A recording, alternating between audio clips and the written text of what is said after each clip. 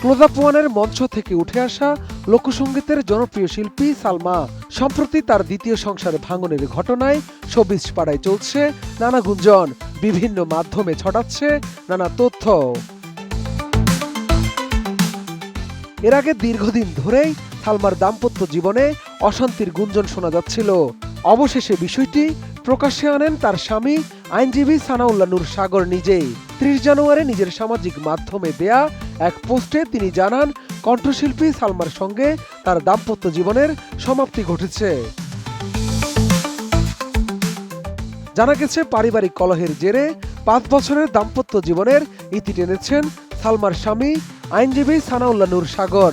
২০২৫ সালের ২৯ নভেম্বর তাদের মধ্যে আনুষ্ঠানিকভাবে বিচ্ছেদ সম্পন্ন হয়।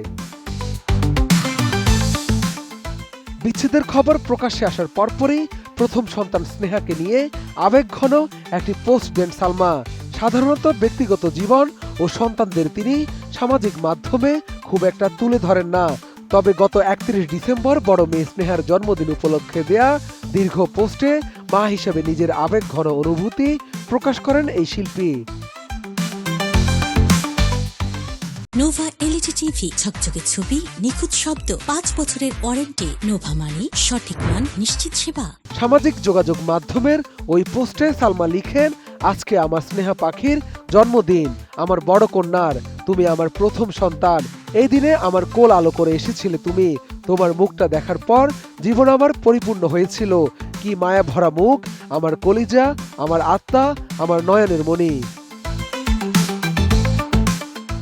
প্রথম মা হওয়ার অনুভূতি প্রকাশ করে সালমা লিখেন, খুব ছোট বয়সে মা হয়েছিলাম, আমি নিজে বাচ্চা ছিলাম তখন।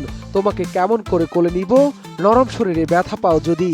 কি যে করেছি পাগলামি, আমি জানি শুধু, আর তোমার নানি জানে। সালমা আরো লিখেন, মা গো, এই নিষ্ঠুর দুনিয়াতে আমি কিছুই চাই না, এখন চাই তুমি আর তোমার বোন সাফিয়া সকল সুখ শান্তি পাও এই জীবনে। বাবার মুখ উজ্জ্বল করো, অনেকে বড় হও। আমি দোয়া করি তোমরা দুই বোন নিজেকে আলো রূপে তৈরি করবে। মা বাবা চিরজীবন দুনিয়াতে থাকবে না, একদিন ওই পরপারে চলে যেতে হবে।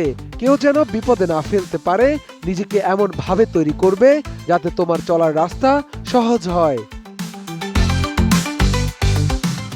বড় মেয়ের জন্মদিনের শুভেচ্ছা জানিয়ে এই শিল্পী শেষে লিখেন, একদিন তুমি অনেক বড় হবে ইনশাআল্লাহ।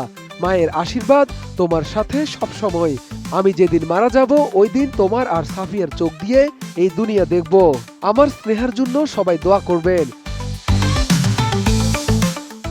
এর আগে ২০১১ সালে পারিবারিকভাবে কণ্ঠশিল্পী সালমার প্রথম বিয়ে হয় দিনাজপুর ৬ আসনের সাবেক সংসদ সদস্য শিবলি সাদিকের সঙ্গে। সেই সংসারে তাদের একমাত্র কন্যা স্নেহার জন্ম হয়। তবে বনিবনা না হওয়ায় ২০১৬ সালে তাদের বিচ্ছেদ ঘটে। পরে ৩ বছর পর আইনজীবী সানাউল্লাহ নূর সাগরের সঙ্গে বিবাহ বন্ধনে আবদ্ধ হন এই গায়িকা। শাহাদাত রিফাত, ATN নিউজ, ঢাকা।